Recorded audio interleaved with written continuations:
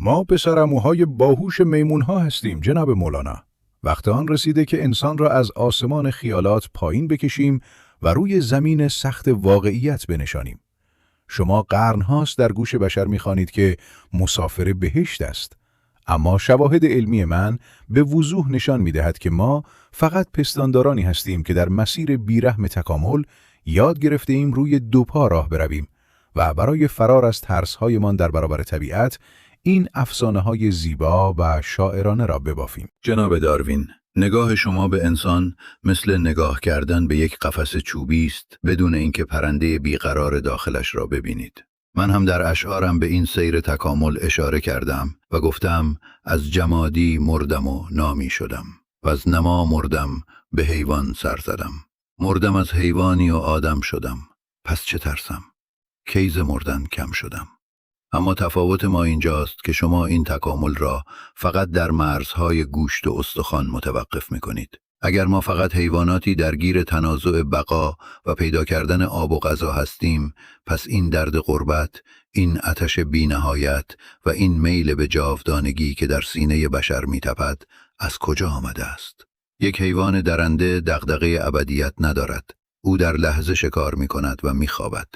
اما انسان موجودی است که حتی با شکم سیر و در اوج امنیت هم قصه می‌خورد و به آسمان خیره می‌شود. مغز مادی شاید بتواند ابزار بسازد و آتش روشن کند، اما هرگز نمی‌تواند زیبایی مطلق را طلب کند. ما پرندگانی از عالم الهی هستیم که موقتاً در این کالبد خاکی گرفتار شده ایم و آن حس دلتنگی عمیقی که در موسیقی، هنر و گریه‌های شبانه نمایان می شود توهم مغز نیست، بلکه یادگاری از همان بهشت گم شده و میل روح برای بازگشت به خانه است. بسیار شاعرانه است. اما آن چیزی که شما درد غربت و میل به ابدیت می‌نامید در علم زیست شناسی فقط یک مکانیزم تکاملی برای بقاست. مغز ما در طی میلیون‌ها سال بزرگتر شد تا خطرها را پیش بینی کند و از مرگ بترسد. این احساسات پیچیده صرفاً واکنش‌های شیمیایی هستند تا ما را مجبور کنند زنده بمانیم و ژن‌هایمان را به نسل بعد منتقل کنیم. طبیعت کاملاً کور است و هیچ هدف مقدسی پشت این خلقت نیست. عجب دنیای سرد و تاریکی کشیدید. اگر قانون طبیعت فقط تنازع بقا و قانون جنگل برای زنده ماندن قوی‌تر هاست، پس فداکاری خالصانه چه معنایی دارد؟ چرا انسانی پیدا می شود که جان خودش را، یعنی تمام سرمایه بقایش را برای یک انسان ضعیفتر یا برای یک آرمان فدا می کند؟ اگر فقط جنهای کور حاکمند، این عشق بیدلیل و بیسود که با منطق زیست شناسی جور در نمی آید، از کجا در وجود ما جوانه زده است؟ راستش را بخواهید، این دقیقاً همان نقطه تاریک و معمای بزرگی است که ذهن من را هم مدتها درگیر کرده است.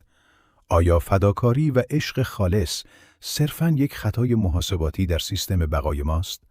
یا همانطور که شما میگویید دلیلی کاملاً خارج از قوانین بیرحم طبیعت دارد؟ این همان سؤالی است که کلید فهم حقیقت انسان است. ما پاسخ به این معمای بزرگ را باز می‌گذاریم و در انتهای همین مناظره، زمانی که پرده از راز تکامل روح برداشتیم، به مخاطبان ثابت می‌کنیم که این فداکاری خطای ژن‌های شماست یا صدای بال زدن روح برای بازگشت به مبدأ. اما پیش از رسیدن به آن پاسخ، بیایید ببینیم این طبیعت کوری که از آن حرف می‌زنید اصلاً چطور توانسته چنین جهان منظمی بسازد. جناب مولانا، این نظمی که شما در جهان می‌بینید در واقع توهمی است که زمان و مرگ برای ما ساختند. شما وقتی به یک جنگل نگاه می‌کنید فقط برنده‌ها را می‌بینید. طبیعت از روی قصد و نیت این زیبایی‌ها را خلق نکرده، بلکه میلیاردها موجود ناقص را به وجود آورده و بیرحمانه آنها را نابود کرده تا این چند نمونه موفق باقی ماندند. اما جناب داروین، حتی همان نابودی‌ها و دگرگونی‌ها هم بخشی از یک رقص بزرگتر هستند. آیا این تقلا برای بهتر شدن و این حرکت دائمی از نقص به سمت کمال خودش نشان دهنده یک کشش پنهان در ذات عالم نیست؟ ماده بیجان چرا باید اصلاً به سمت زنده شدن و پیچیده شدن حرکت کند؟ این همان خطای دید انسان است که میل درونی خودش به هدفمندی را به کل کیهان تعمیم می‌دهد. فرض کنید ما میلیاردها تاس را بی هدف می‌ریزیم. آنهایی که جفت 6 میآورند را نگه می‌داریم و بقیه را نابود می‌کنیم. بعد از میلیون‌ها سال شما فقط تاس‌های جفت 6 را می‌بینید و به اشتباه فکر می‌کنید یک دست هوشمند از ابتدا قصد داشته فقط جفت 6 خلق کند. تکامل دقیقاً همین کار را با زمان بسیار طولانی و تغییرات تصادفی بسیار کوچک انجام می‌دهد. زیبایی خیره کننده بالهای یک طاووس یا آواز دلنشین یک پرنده برای هنرنمایی یا ستایش خداوند نیست. آنها فقط ابزارهایی تکاملی برای جذب جفت و زنده ماندن در یک رقابت خونین و بی نهایت خشن هستند. ما گورستان عظیم تاریخ زمین را نمی بینیم که پر از موجوداتی است که نتوانستند خودشان را با محیط تطبیق دهند و برای همیشه منقرض شدند. این نظم ظاهری که شما نامش را هماهنگی می‌گذارید، شاهکار یک طراح عاشق نیست، بلکه صرفاً نتیجه یک فیلتر بی‌نهایت بی‌رحم و کاملاً مکانیکی به نام انتخاب طبیعی است که فقط به سازگارترها اجازه زنده ماندن می‌دهد. انتخاب طبیعی شما شاید روش کار را توضیح دهد، اما موتور محرک آن را پنهان می‌کند. گیرم که طبیعت با بی‌رحمی غربال می‌کند، اما آن نیرویی که دانه را مجبور می‌کند سینه سنگ را بشکافد و به سمت نور خورشید قد بکشد چیست؟ چرا زندگی به جای تسلیم شدن در برابر این فیلتر بی‌رحم با این همه شوق و اصرار برای ماندن و شکفتن می‌جنگد؟ علم به این نیروی محرک می‌گوید غریزه بقا که در کدهای ژنتیکی ما برنامه‌ریزی شده است. این یک الزام شیمیایی و فیزیکی است که موجود زنده برای حفظ ساختار خودش تلاش کند. هیچ شوق یا نیروی ماورایی و مقدسی در کار نیست. شما اسمش را الزام شیمیایی و غریزه می‌گذارید، اما من نام آن را عشق می‌گذارم. عشق همان کشش عجیبی است که ذرات عالم را به هم پیوند می‌دهد و زنده نگه می‌دارد. حالا که صحبت از این غربال بی‌رحم و جنگ برای بقا شد، بیایید در بحث بعد ببینیم این همه رنج و مرگ که شما آن را موتور تکامل می‌دانید، واقعاً چه جایگاهی در این عالم دارد. جناب مولانا، شما در پایان بحث قبلی از جایگاه رنج پرسیدید. حقیقت این است که طبیعت هیچ قصد اخلاقی یا آموزنده‌ای از تحمیل این رنج‌ها ندارد. رنج و درد صرفاً یک هشدار بیولوژیک است تا موجود زنده از خطر دوری کند و زنده بماند. وقتی یک حیوان ضعیف‌تر شکار می‌شود، در حال تسکیه نفس نیست. او فقط دارد درد می‌کشد و حذف می‌شود تا ژن‌های ضعیفش به نسل بعد منتقل نشود. این قانون خونین هیچ بویی از عشق نبرده است. جناب داروین، مثال شما برای دنیای حیوانات کاملا درست است، اما ما درباره انسان حرف میزنیم، موجودی که حتی از رنج‌های درونی و ذهنیش هم فراتر می‌رود. رنج برای انسان مثل کوبیدن دانه‌های گندم در آسیاب است. گندم اگر زیر سنگ آسیاب خرد نشود، هرگز به نان تبدیل نمی‌شود تا جان انسانها را تغذیه کند. شما رنج را فقط یک مکانیزم فیزیکی برای هشدار می‌بینید، اما من رنج را تیشه‌ای می‌بینم که خداوند به دست گرفته تا بت‌های غرور و منیت را در وجود ما بشکند. انسانی که هیچ دردی نکشیده مثل طلای خامی است که هنوز در کوره نرفته و عیارش مشخص نشده است. دردها و رنجها همان چیزی هستند که ما را از خواب سنگین غفلت و روزمرگی بیدار می‌کنند. اگر همه چیز همیشه بر وفق مراد باشد، انسان به همین قفس خاکی راضی می شود و هرگز به یاد آسمان نمی افتد. رنج صیقل دهنده آینه دل است تا زنگار وابستگی ها را پاک کند و نور الهی بتواند در آن بتابد. این نگاه شما به رنج بسیار تسکین دهنده است و شاید به همین دلیل است که انسانها در طول تاریخ به مذهب و عرفان پناه بردند تا برای دردهای بی‌معنای خود معنایی بسازند. اما واقعیت علمی این است که انسان رنج کشیده لزوماً انسان بهتری نمی شود.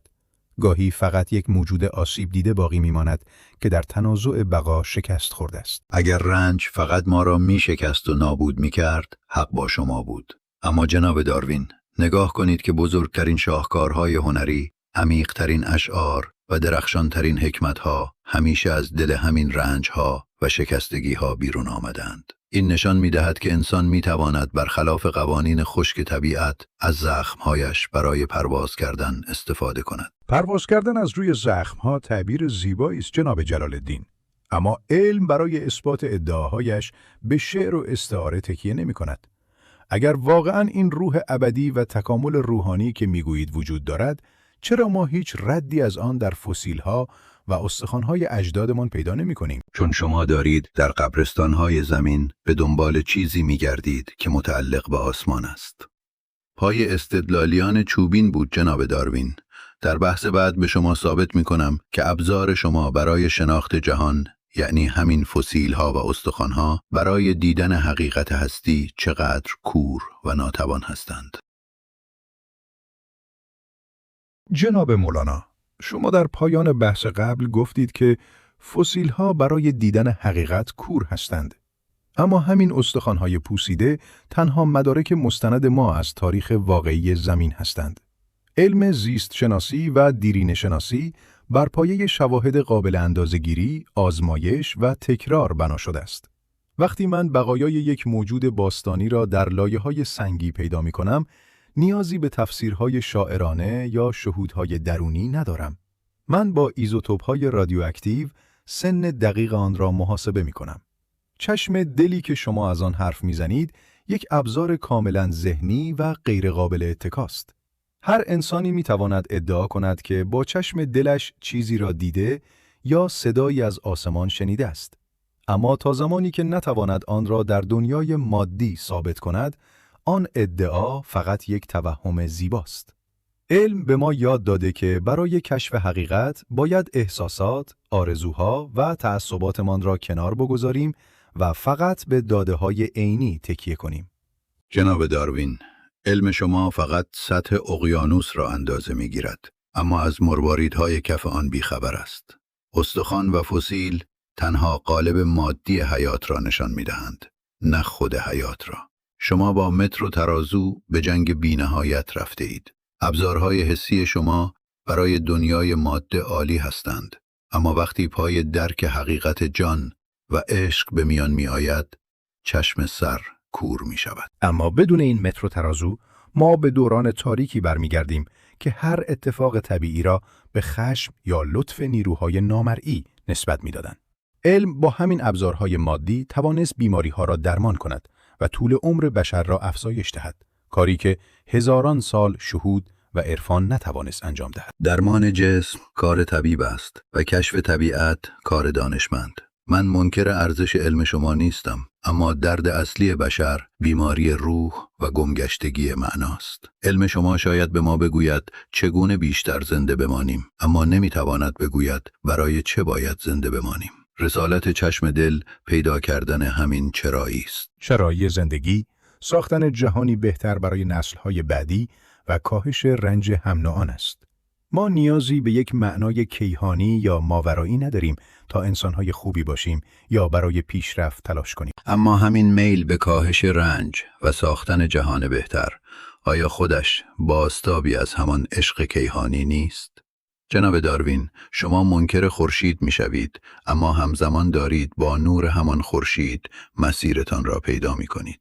بیایید در قدم آخر ببینیم این عشقی که من میگویم و فداکاری که شما میگویید بالاخره ریشه‌اش کجاست. جناب مولانا، در ابتدای بحث ما یک سوال بزرگ را بی پاسخ گذاشتیم. شما عشق و فداکاری را دلیل وجود روح دانستید.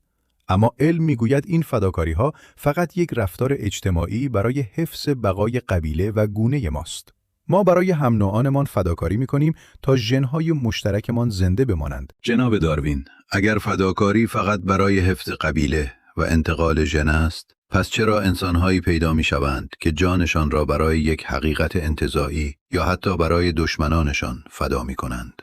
عشق با هیچ منطق زیستی و حساب و کتاب عقلی جور در نمی‌آید.